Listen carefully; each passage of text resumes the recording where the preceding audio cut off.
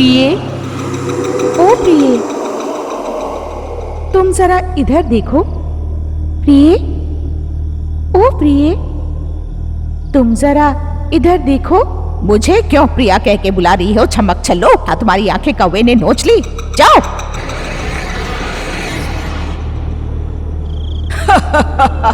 जा रे बुढ़िया, हम जल्द ही अपना बदला लेंगे। तुम्हारा अंत देखूंगी, तुम्हें मार कर खा जाऊंगी।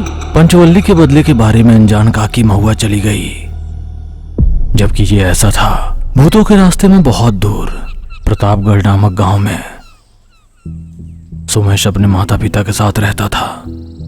सुमेश अमीर और बुद्धिमान है, लेकिन जन्म से कुबड़ा होने के कारण हर कोई उसे टेढ़ा कहकर मजाक उड़ाता है। जबकि ऐसा था, एक दिन सुमेश के माता पिता एक नाव दुर्घटना में गुजर गए। बेचारा सुमेश अकेला पड़ गया। उदास सुमेश के पास उसके दूर के रिश्तेदार दानिश जी, जो रिश्ते में मामा लगते हैं, अपनी पत्नी और बच्चों के साथ उनके घर आते हैं। बेटा सोमू, दुखी मत होना कि तुम्हारे माता पिता चल बसे हैं। हम है ना, हमारे गांव में सूखा पड़ा है, इसलिए हमारे पास कोई काम नहीं है। अगर तुम्हें कोई आपत्ति ना हो तो हम खेती करके यहीं पे रह जाते हैं। जरूर मामा, मेरे साथ ही रहिए, मेरा भी तो कोई बड़ा बुजुर्ग नहीं है। इस तरह सुमेश के मामा उनके घर में बस गए। दानिश की 2 बेटियां हैं, अनुराधा और मालती। अनुराधा दानिश की पहली पत्नी स्वर्गीय प्रिया की बेटी थी। मालती दूसरी पत्नी जया की बेटी थी। बचपन से ही सुमेश अनुराधा को पसंद करता है, लेकिन कभी अपने मन की बात नहीं कहता, क्योंकि अनुराधा खूबसूरत थी और वो कुबड़ा है। उसने अपना प्यार दिल में ही छुपाया।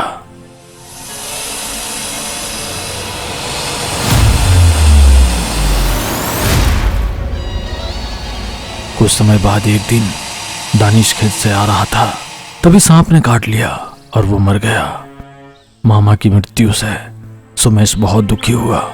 वो भूतों के रास्ते में अंधेरा होने पर भूतों के डरावनी हंसी, अजीब मूर्तियां प्रत्यक्ष होने लगती है। कोई राहगीर अकेला जा रहा था। प्रिया, ओ प्रिया, तुम जरा इधर देखो। प्रिया, ओ प्रिया, तुम मुझे देखो। प्रिया, ओ प्रिया, तुम्हें जरा इधर देखो। प्रिया, ओ प्रिया, जरा मेरी तरफ देखो।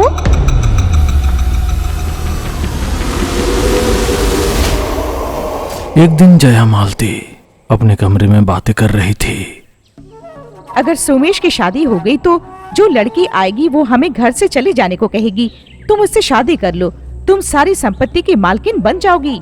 छी, मैं इस कुबड़ा से शादी नहीं करूंगी। मेरा पति गबरू जवान होना चाहिए। वो अनुराधा को पसंद करता है ना, उसी से शादी करा दीजिए। तब तुम्हारी बहन संपत्ति की मालकिन होगी, हम उनके घर में नौकर होंगे। तो फिर क्या करें माँ, मैं तो जीजा जैसे कुरूप से शादी नहीं करूंगी। अगर कोई सांप या पिशाच इसे भी मार दे तो सारी संपत्ति हमारी हो जाएगी। सोचूंगी, इसे ऊपर भेजने के लिए कुछ न कुछ करूंगी। सावधान रहना, हम पर सदैव नहीं होने पाए। ऐसा कहकर एक दिन खेत पर काम कर रहे सुमेश के लिए जया खाना लेकर गई, इधर उधर की बातें करते हुए। बेटा सुमेश, मुझे पता है कि तुम अनुराधा को बहुत पसंद करते हो। मैं उससे बात करके शादी के लिए मनाऊं क्या? ओह नहीं मामी, अनुराधा को मेरे जैसे कुरूप से शादी नहीं करनी चाहिए। क्या कमी है बेटा, अच्छे इंसान हो। अगर मुझ में कुबड़ापन नहीं होता तो मैं अनुराधा को जरूर अपने दिल की बात बताता, लेकिन मेरे जैसे व्यक्ति को शादी नहीं करनी चाहिए मामी। ऐसा क्यों कहते हो बेटा? कुबड़ापन भी कोई समस्या है क्या? यदि तुम चाहो तो यूं ही ठीक हो जाएगा। ऐसी कोई चिकित्सा नहीं है जो मैंने बचपन में ना कराई हो, फिर भी ठीक नहीं हुआ। मेरी बात पर विश्वास करो, महुआ में गंगाराम नाम का एक बूढ़ा व्यक्ति है जो आयुर्वेदिक चिकित्सा करता है। उससे मिलो, तुम्हारा कुबड़ापन दूर हो जाएगा। ठीक है, फिर मैं कल ही जाऊंगा। जाओ जाओ, महुआ जाने के लिए भूतों के रास्ते से जाना होगा, मरोगे। अगले दिन सुमेश अकेले गंगाराम दादा से मिलने के लिए महुआ के लिए निकल पड़ा। महुआ पहुंचकर सुमेश गंगाराम दादा के घर जाकर अपने आने का कारण बताने पर क्या मैं आयुर्वेदिक डॉक्टर हूँ? ये बात तुमसे किसने कहा? हाँ, मैं एक किसान हूँ बेटा।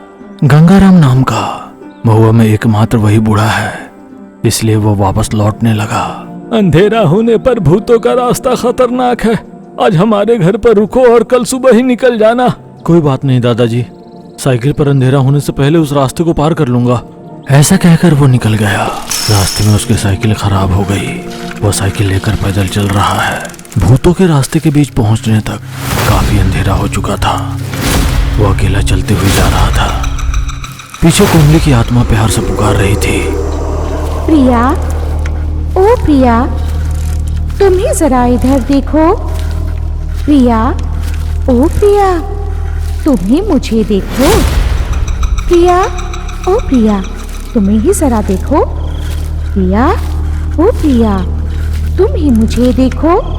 उस पुकार पर वो पीछे मुड़ा। वो पत्थर की शिला में बदल रहा था। सुमेश के चेहरे को जीभ से लपेट लेती है पंचवली काकी।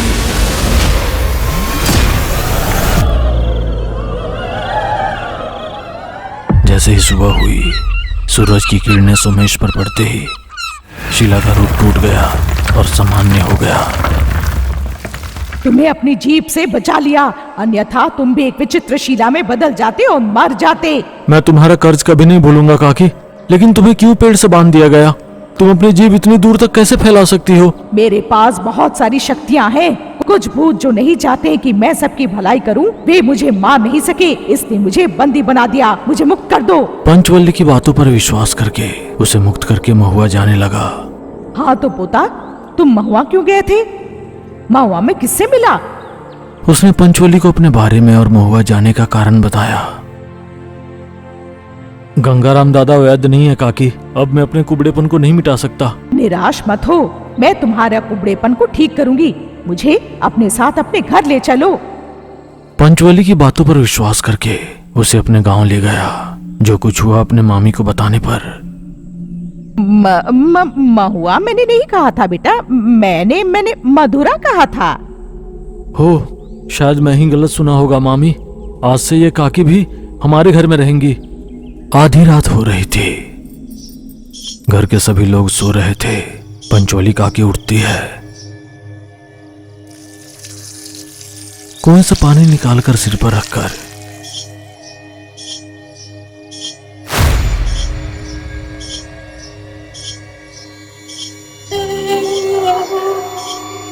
गांव के बाहर कब्रिस्तान में 5 कब्रों में सूखे तुलसी के पौधों पर पानी डालकर तिल डालकर वापस आ जा रही थी। पंचवली काकी के पीछे एक नाटा सा भूत आ रहा है। बिना किसी को शक हुए पंचवली काकी घर में जाकर और बिना आवाज किए सो गई। नाटा सा भूत पिछवाड़े के पेड़ पर अदृश्य रूप से बैठी देख रही थी।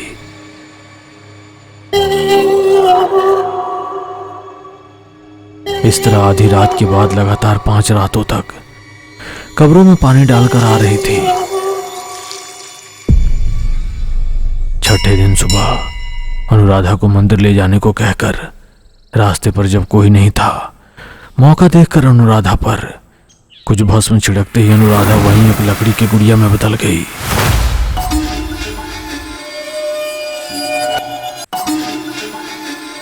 उस गुड़िया को थैली में डालकर घर ऐसे आ गई जैसे कुछ पता ही नहीं हो और छाती पीटते हुए अनुराधा मंदिर के पास किसी लड़के के साथ चली गई। वो उस लड़के से प्यार करती है। उसने कहा कि हम उसकी तलाश न करें। कह रही थी कि वो उसी से शादी करेगी। अगर ये बात मुझे बताई गई होती तो मैं उनकी शादी धूमधाम से करता। खैर, वो जहाँ भी रहे सुख और संतोष से रहेगी तो यही काफी है। चलो अच्छा हुआ, उसके गहने भी मेरी बेटी को मिलेंगे। एक दिन सुमेश काकी के पास आकर, काकी तुमने कहा था मेरा कुबड़ापन दूर करोगी, भूल गई क्या? भूल गई। आज रात से रोज कमर पर खाया बांस की लड़की बांधकर बहुत बड़ा गड्ढा खोदकर उसमें सुबह तक अपने शरीर को सीधा दफना करने से 11वें दिन तुम कुबड़ेपन से मुक्त हो जाओगे। इस बीच जिस काम के लिए आई वो पूरा हो जाएगा। बेचारा सुमेश काकी के कहे अनुसार गड्ढे में लंबवत दफन है। हमेशा की तरह पंचवाली आधी रात को कुएं से पानी खींचकर सिर पर रखकर कब्रिस्तान में जाकर एक पंक्ति में 5 कब्रों पर पानी डालकर पहली कब्र पर एक गड्ढा खोदकर उसमें अनुराधा की लकड़ी की गुड़िया दफना देती है। बगल की दोनों कब्र में भी और 2 लकड़ी की गुड़िया दफना देती है। ये सब देखकर नाटा भूत घबराते हुए, इसे रोकना होगा। एक दिन सुबह हमारे गांव में 2 लड़कियां लापता हो गई हैं। कमलेश की बेटी प्रभा, रघुराम की बेटी श्रीवल्ली। इन्हें ढूंढने वालों को नगद इनाम दिया जाएगा। प्राहुशार। एक दिन शाम को मालती से मिलने उसकी सहेली आकर थोड़ी देर बातें करके वापस लौट रही थी। पंचोली उसका पीछा करती है और मौका मिलते ही उस पर भस्म छिड़कते ही लड़की एक लकड़ी की गुड़िया में बदल गई। उसे झोले में डालकर बंद कर देती है। बेचारे उस लड़की के माता पिता पूरे गांव ढूंढ ढूंढ कर रो रहे हैं। ये सब नाटा भूत देख रही थी। उस रात कुबड़ापन को दूर करने के लिए मालती की मदद से गड्ढे में सीधा गड़वा लेता है। नींद न आने से ऐसे ही पड़े सोमेश को पिछवाड़े में कुछ सनसनाहट सुनाई दे रही थी। इतनी रात को कौन हो सकता है? शायद मामी होंगी। नाटा भूत पेड़ से कूदकर, अरे तुम्हारी मामी नहीं है रे, जाओ जाओ उसे रोको, ऐसा कहकर उसके चारों ओर कूद रही है। लेकिन सोमेश को नाटा भूत दिखाई या सुनाई नहीं दे रही है। सनसनाहट के कारण वो गड्ढे से बाहर निकलकर जाकर देखा तो पंचोली काकी सिर पर पानी की घड़ी के साथ जा रही थी। वो बिना आवाज किए चुपचाप उसके पीछे जाकर देखने लगा। थैली से लकड़ी की गुड़िया निकालकर चौथी कब्र पर एक गड्ढा खोदकर उसमें दफना देती है। बस एक और गुड़िया बची है, ऐसा होने से रोकना होगा। अरे जाओ जाकर मंत्र वाली काकी से मिलो। नाटा भूत की बातें तो उसे सुनाई नहीं दे रही थी, लेकिन सोमेश समझ गया कि पंचोली काकी कुछ तो बुरा कर रही है। अगले दिन उसने जया मामी को सब कुछ बता दिया। ये काकी तो तांत्रिका जैसी लगती है मामी। इसके आने के बाद से गांव से 3 लड़कियां गायब हो गई हैं। मुझे लगता है कि अनुराधा को भी इसी ने कुछ किया होगा। इसे धक्के देकर घर से बाहर निकाल दूंगा। तुम कह रहे हो कि ये तांत्रिका है?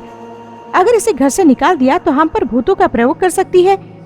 अगर ग्राम प्रधान को बताएंगी तो इसे गांव में लाकर घर पर रखने के लिए हमें भी दोषी ठहराएंगे। हाँ, ये तो सच है मामी। फिर कैसे? इससे छुटकारा कैसे पाएंगे? ऐसी तांत्रिकाओं का खेल खत्म करने के लिए महुआ में रहने वाली मंत्र वाली काकी है। बहुत शक्तिशाली मांत्रिका है। मंत्र वाली काकी, सिर्फ वो ही हमें बचा सकती है। महुआ या मथुरा? ठीक से बताओ मामी। महुआ, परसों तुम गए थे ना, वही गांव। ठीक है कहकर महुआ के लिए रवाना हुआ। शाबाश, जैसा मैंने कहा था तुमने वैसा ही किया। उस वक्त तो मैंने कोमली भूत से इसे बचा लिया था। अब निश्चित रूप से शिला बन जाएगा।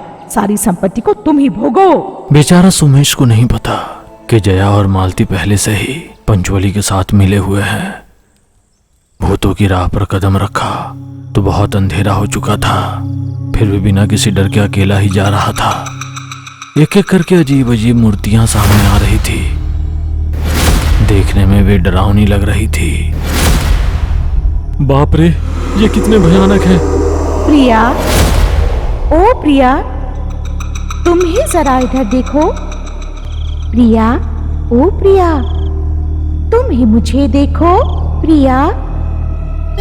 उस आवाज को सुनकर पीछे मुड़ने ही वाला था, लेकिन नाटा भूत अदृश्य रूप में सुमेश की गर्दन पर बैठी थी। कोमली भूत के कितना भी पुकारने पर सुमेश पीछे नहीं मुड़ सका।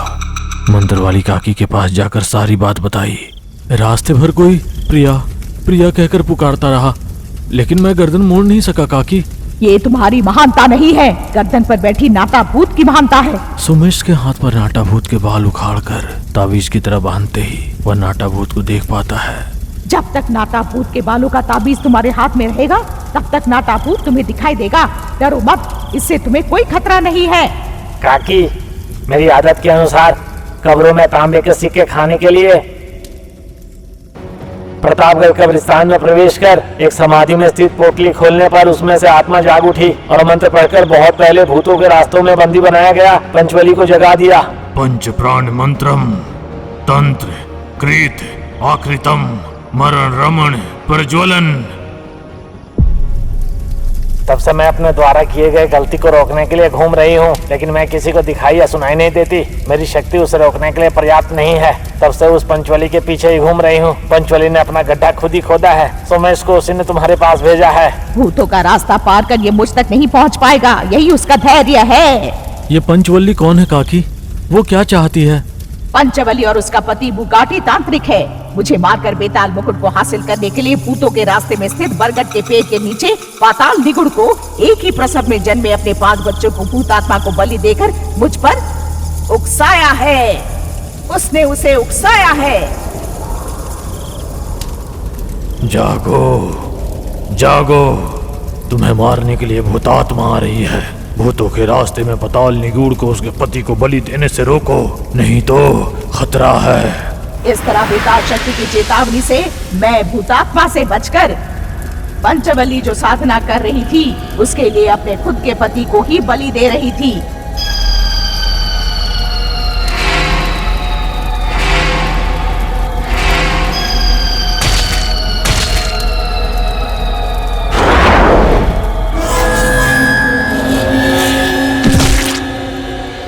पंचवली को भूतों के रास्ते में पंच दिगंबन कर दिया है।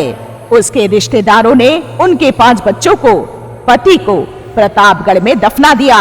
समाधि में दफनाते समय शव के साथ नवरत्न नवधान्य के साथ तांबे के सिक्के में पोटली में बांध कर रखे जाते हैं। इन नाटे भूतों को उन तांबे को सिक्कों को खाने की आदत है।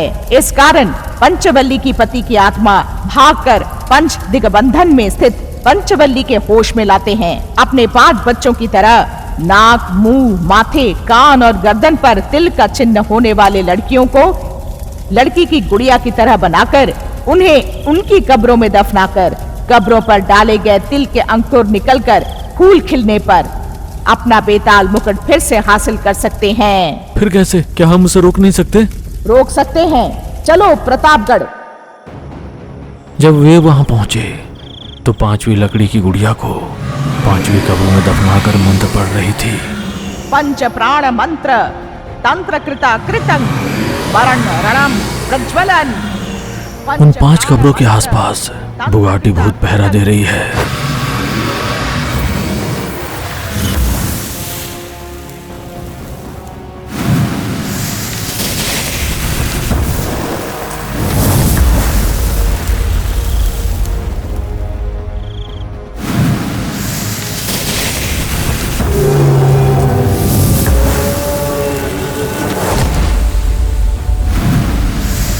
काकी इस बार पंचवली और बुगाटी को भस्म करके मंत्र पढ़ते ही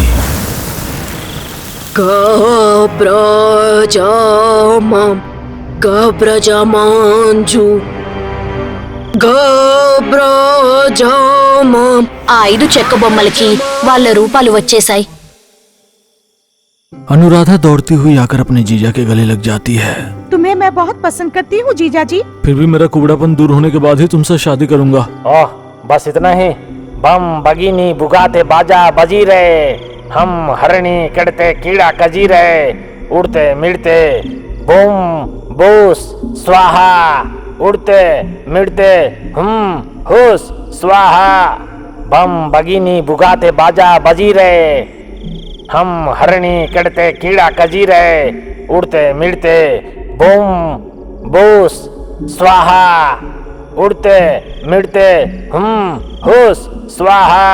इतना कहने के बाद नाटा भूत उड़कर सोमेश की पीठ पर लात मार के वो उड़कर पेड़ की शाखा से कमर टकराकर नीचे गिर गया। उस दिन से उसका कुबड़ापन दूर हो गया। अनुराधा से शादी करके सुखी जीवन बिता रहा है। जिस थाली में खाया उसी में छेद करने वाले जया और मालती अपने गांव जाकर वही मजदूरी करके रोते हुए रह रहे हैं। नाटा भूत, तू तांबे के सिक्के क्यों खाता है? असल में क्या कहानी है तेरी? ये एक बड़ी कहानी है गुरु, किसी और दिन बताऊंगा।